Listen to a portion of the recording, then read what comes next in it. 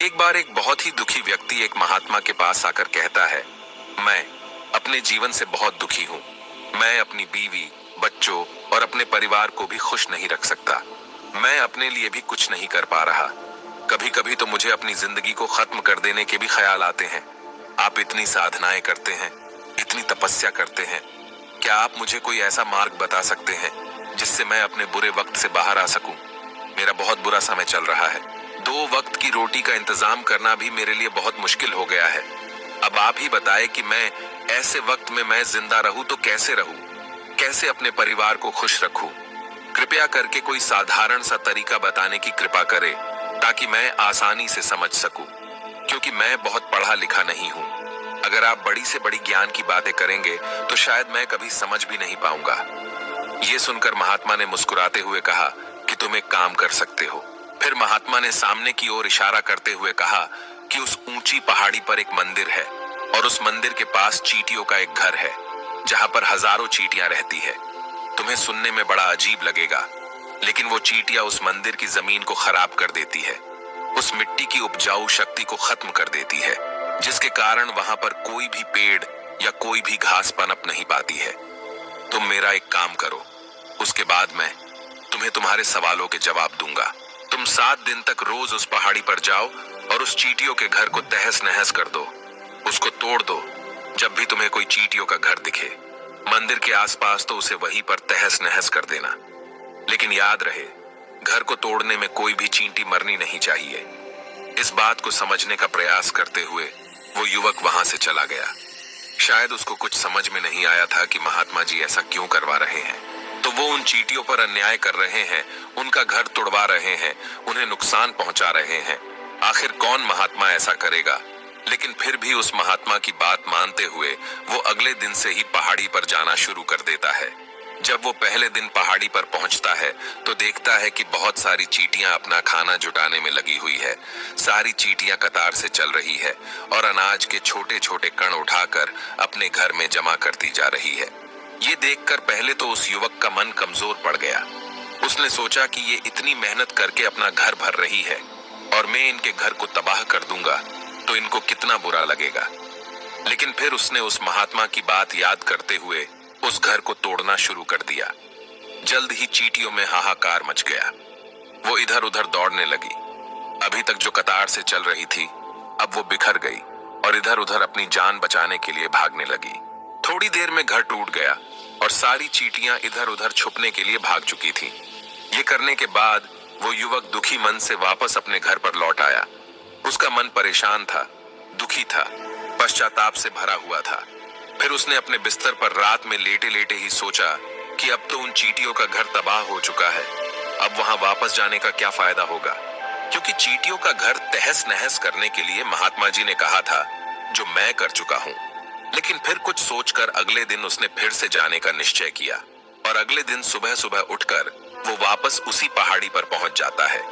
पहाड़ी पर पहुंचकर वो उसी जगह पर पहुंचता है जहां पिछले सुबह उसने उस घर को तहस नहस कर दिया था।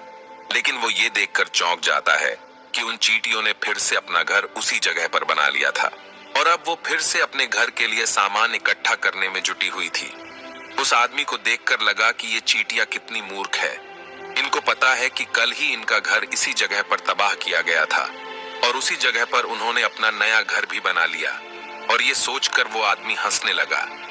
लेकिन फिर से महात्मा की बात याद करते हुए उसने उन चींटियों का घर फिर से तबाह करना शुरू कर दिया। फिर से उन चींटियों में हलचल मच गई और थोड़ी देर में वो चींटियां इधर उधर अपनी जान बचाने के लिए भागने लगी।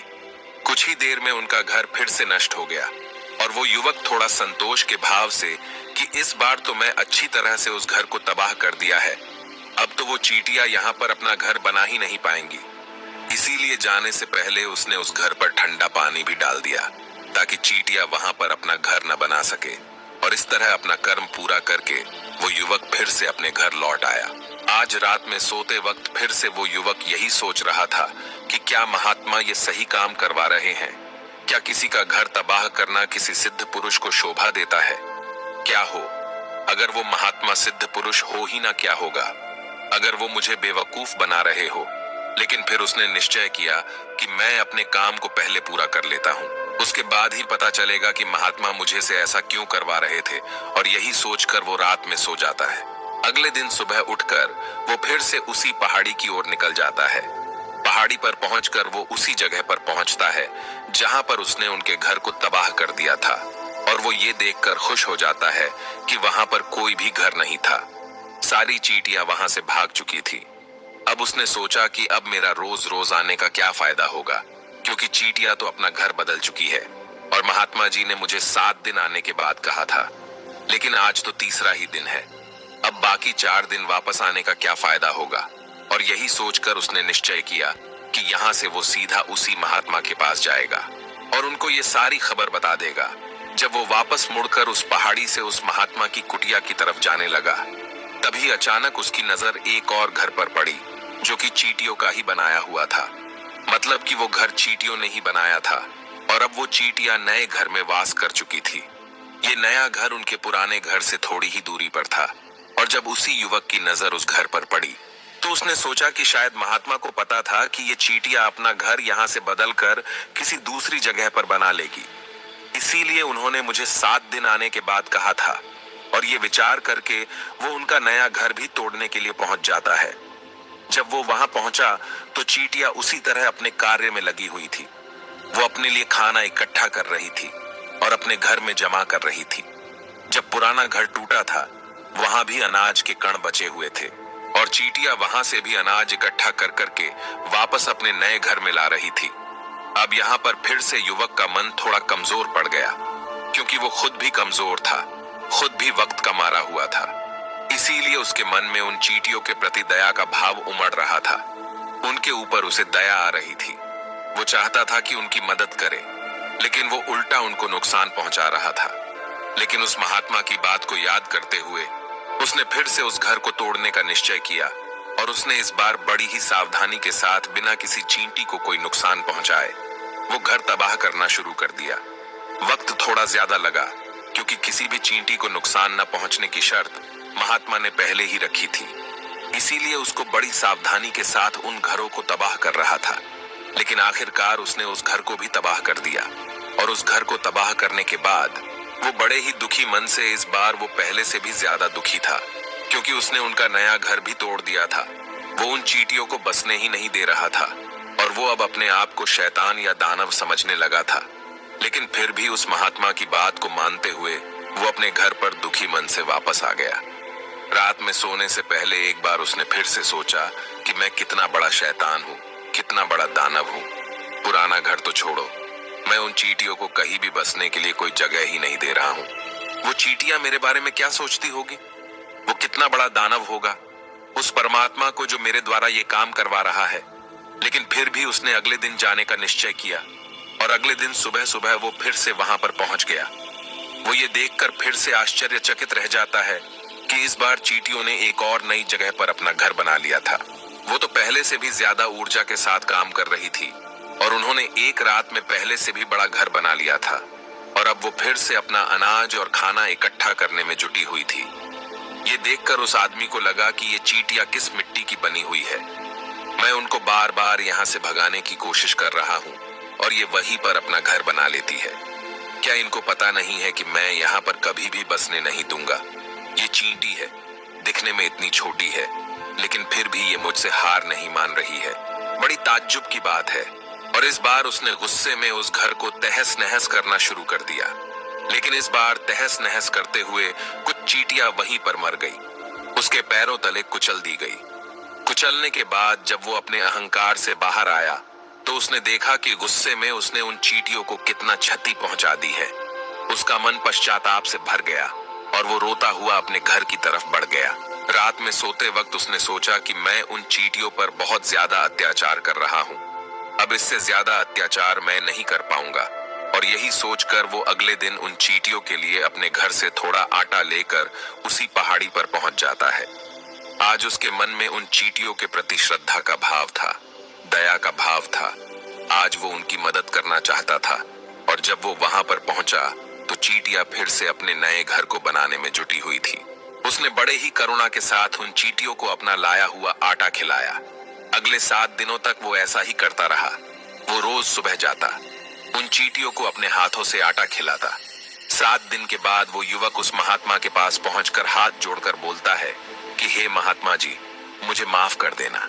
मैंने उन चींटियों का घर तबाह करने के लिए बहुत कोशिश की।